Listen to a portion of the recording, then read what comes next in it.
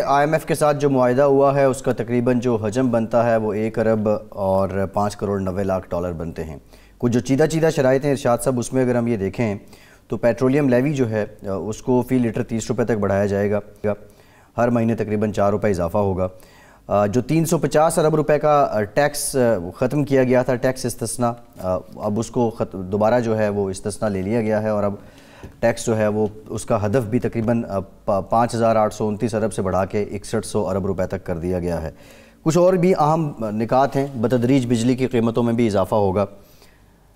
یہ جو شرائط ہیں ظاہر ہے کسی حد تک تو ماننی پڑیں گی، اگر یہ کسی حد تک بھی مان لی جائیں تو اس کے بعد یہ مہنگائی اور یہ جو پیکیجز اور یہ بیل آؤٹ کرنا اور یہ ریلیف کی اناؤنسمنٹس یہ کتنی کارگر ہوں گی؟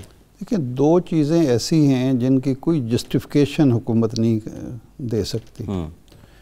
نمبر 1 تو یہ ہے کہ آپ نے اسٹیٹ بینک کی خود مختاری کے حوالے سے جو شرائط تسلیم کی ہیں، اگر حکومت پاکستان کا اسٹیٹ بینک پر جو کنٹرول ہے وہ کمزور پڑ گیا تو اس وقت جو تباہی آئی ہے وہ اس سے بھی زیادہ آئے گی، اس لیے کہ موجودہ گورنر اسٹیٹ بینک اچھے آدمی ہوں گے، ہمیں معلوم نہیں ہے، عمران خان صاحب ان کی خوبیوں کے معترف ہیں تو ہمیں بھی ہونا چاہیے، لیکن یہ ڈالر کی قیمتیں جس طرح سے آؤٹ آف کنٹرول ہوئی ہیں اور اسٹیٹ بینک ناکام نظر آیا ہے تو لگتا نہیں ہے کہ یہ ناکامی جو ہے کسی نااہلی کا نتیجہ ہے۔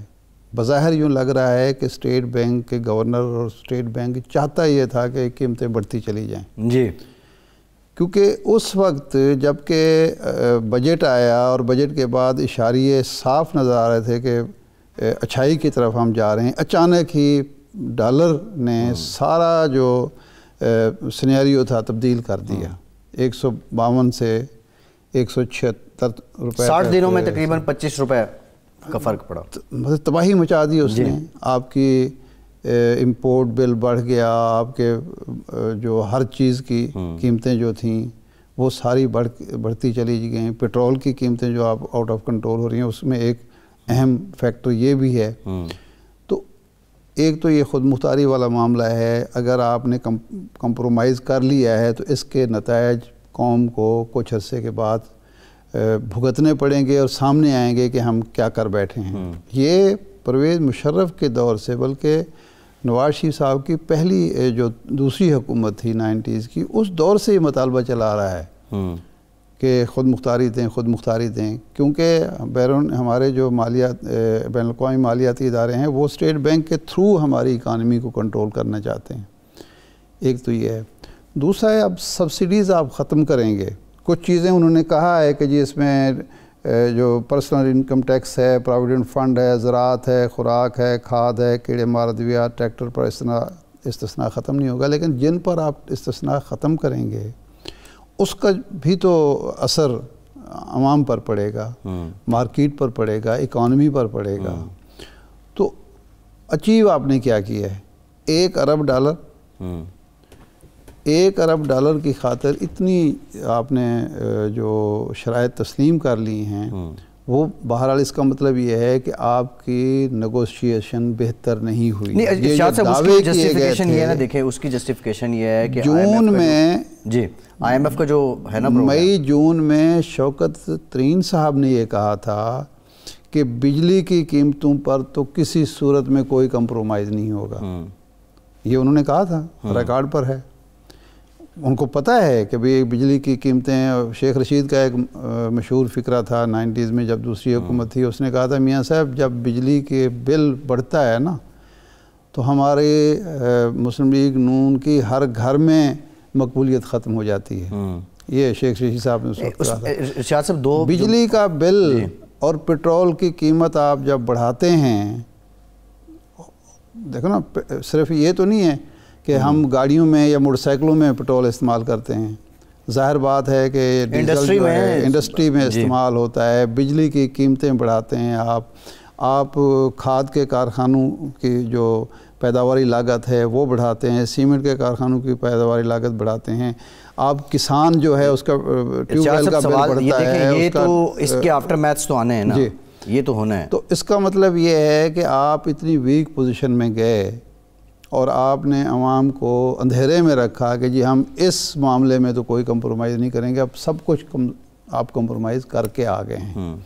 اب خان صاحب کا موقف یہ ہے کہ جناب والا پہلے جو قرضے لیے گئے ہیں ان کے یہ سارے اثرات ہیں.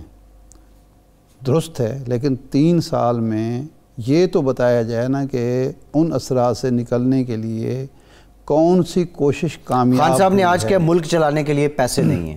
جی 3 سال بعد اگر وزیر اعظم آ کے یہ کہتے ہیں کہ ملک چلانے کے لیے پیسے نہیں ہیں تو کیا عوام اس کو قبول کریں گے؟ وزیر اعظم یہ کہتے تھے کہ میں اس وقت 4000 ارب کا ٹیکس کا وہ تھا, تو وہ کہتے ہیں میں اس کو 8000 ایک ہی سال میں کر دوں گا. وہ ابھی تک 6000 بھی نہیں کر پائے. جی یہ جو اصل میں سوچ تھی نا کہ جی چونکہ مجھے لوگ چندہ دیتے ہیں شوکت خانم اسپتال کا, اس لیے اب ٹیکس بھی دیں گے, اور ٹیکس اگر ویسے نہیں دیں گے تو ہم ان پر زبردستی ٹیکس نافذ کریں گے اور وصول کریں گے, کارخانے بند کر کے ان پر FBR کے افسر بٹھا کے. تو وہ ساری جو سوچ تھی وہ غلط ثابت نہیں. آج بھی انہوں نے ریفرنس میں یہ بات کی ہے کہ جو دنیا کے بڑے 5-6 ممالک ہیں اس میں پاکستان بھی ہے جو زکوٰۃ خیرات چندہ دیتے ہیں, لیکن ٹیکس از سم تھنگ ایلس. ٹیکس سے تو لوگ بھاگتے ہیں. مبینہ آڈیو ٹیپ کے معاملے پہ اب جو سلسلہ ہے وہ آگے نکل چکا ہے. نون لیگ کی جانب سے مطالبہ کیا گیا ہے کہ نواز شریف اور مریم نواز صاحبہ کی سزا ختم کی جائے. دوسری جانب سپریم کورٹ بار کی جانب سے یہ کہا گیا ہے, ایک اعلامیہ جاری ہوا ہے جس میں انہوں نے کلیئر کیا ہے کہ کسی شخص کو بلا کر قانون کی خلاف ورزی نہیں کی گئی ہے, بلکہ اس کانفرنس کا مقصد جو تھا وہ مختلف جو شعبہ ہے زندگی ہیں ان کو ایک پل فراہم کرنا تھا تاکہ ڈائیلاگ ہو سکے. اس سے متعلق بھی بات کریں گے. حکومت نے الیکشن کمیشن کے ساتھ مشاورت کے لیے EVM کے معاملے پہ آئی ووٹنگ کے لیے کمیٹیاں تشکیل دے دی ہیں. IMF سے جو معاہدہ ہوا ہے اس کی شرائط بظاہر بڑی سخت ہیں اور مہنگائی یہ لگ رہا ہے کہ اب اس سے بڑھے گی, لیکن مہنگائی کو لے کے فواد چوہی صاحب جو ہیں انہوں نے سندھ حکومت کو یہ دھمکی دی ہے کہ سندھ حکومت اگر کارروائی نہیں کرے گی تو ہمیں کرنی پڑے گی, اور ہم کارروائی کریں گے تو چیخیں آسمان تک پہنچیں گی. فواد چوہی صاحب نے کہا کیا ہے, جانیے. ہم ویٹ امپورٹ کر رہے ہیں, $700 ملین آپ لگا رہے ہیں گندم امپورٹ کرنے کے اوپر, آپ لوکل گندم آپ کہہ رہے ہیں چوری ہو گئی ہے. اگر سندھ حکومت اس کے اوپر کوئی کارروائی نہیں کرتی ہے پھر ہمیں کارروائی کرنی پڑے گی, پھر چیخیں 7 آسمانوں تک جائیں گی. تو اس لیے میں مراد علی شاہ صاحب سے کہنا چاہتا ہوں کہ آپ اپنے آپ کو ذرا in line of the duty کریں. اس طرح سے آپ جو ہے وہ لوگوں کو فور گرانٹیڈ نہ لیں اور اپنے معاملات جو ہیں ان کو ٹھیک کریں, ادروائز پھر ہمیں کارروائی کرنی پڑے گی. ارشاد صاحب in line of the duty کریں. مراد علی شاہ صاحب اب سے کچھ دیر پہلے کی پیش رفت ہے. مراد علی شاہ صاحب نے وزیر اعظم پاکستان کو خط لکھ دیا ہے اور جو سول سرونٹس ہیں ان کے معاملے پہ اور کچھ افسران جو ہیں یہ بھی کہا ہے کہ ان کی خدمات واپس وفاق کو نہیں دی جائیں گی. یہ اب تنازع, یہ شدت جو ہے یہ کس طرف جائے گی, اور کیا اور جو معاملات تھے دیگر اپوزیشن, یہ اپوزیشن کا معاملہ ہے یا وفاقی اور سندھ حکومت کا معاملہ ہے جو اب شدت اختیار کر گیا ہے؟ جس ملک میں بھی مرکز اور صوبوں میں الگ الگ حکومتیں ہوں گی, پارلیمانی نظام میں ایسا ہوتا ہے, یہ چھوٹے موٹے تنازعات کھڑے ہوتے رہتے ہیں. آپ کو یاد ہوگا یہ افسروں کا جو تنازع ہے اس سے پہلے بھی ایک IG کے تقرر کے معاملے پر, جی ہاں, سندھ اور وفاقی حکومت درمیان تنازع ہوا, پھر عمران خان صاحب نے وہ معاملہ حل کیا. اور لیکن اس کی ابتدا پاکستان کی تاریخ میں جو یہ ہوا ہے بین صوبے اور مرکز کے درمیان, یہ نواز شریف صاحب جب وزیر اعلیٰ پنجاب تھے تو انہوں نے یہ روایت قائم کی تھی کہ بے نظیر صاحبہ کی وفاقی حکومت تھی, صوبے میں ان کی حکومت تھی. انہوں نے یعنی ان کے جو افسران تھے بڑے اچھے افسران تھے, حاجی اکرم صاحب تھے, انہوں نے جانے سے انکار کر دیا. ڈاکٹر صفدر محمود صاحب جو تھے وہ انہوں نے جانے سے انکار کر دیا. چودھری سردار صاحب نے جانے سے انکار کر دیا. سردار صاحب تو باقاعدہ ہائی کورٹ میں بھی چلے گئے تھے. تو یہ ہوتا ہے, لیکن میرا خیال ہے اس معاملے کو آگے بڑھنا نہیں چاہیے. فواد چوہی صاحب جو بات کر رہے ہیں, صوبائی حکومت کو بھی یہ بات تو بہرحال فواد چوہی صاحب ٹھیک کہہ رہے ہیں کہ ایک طرف ہم گندم امپورٹ کر رہے ہیں, ڈالر خرچ کر رہے ہیں, اور دوسرا صوبہ جو جس کے پاس گندم موجود ہے وہ جب کہا جاتا ہے کہ آپ ریلیز کریں تو وہ کہتے ہیں جی وہ تو چوری ہو گئی. بھئی اتنی ہزاروں ٹن گندم جو ہے وہ کیسے چوری ہو گئی اور کسی کو پتہ ہی نہیں چلا.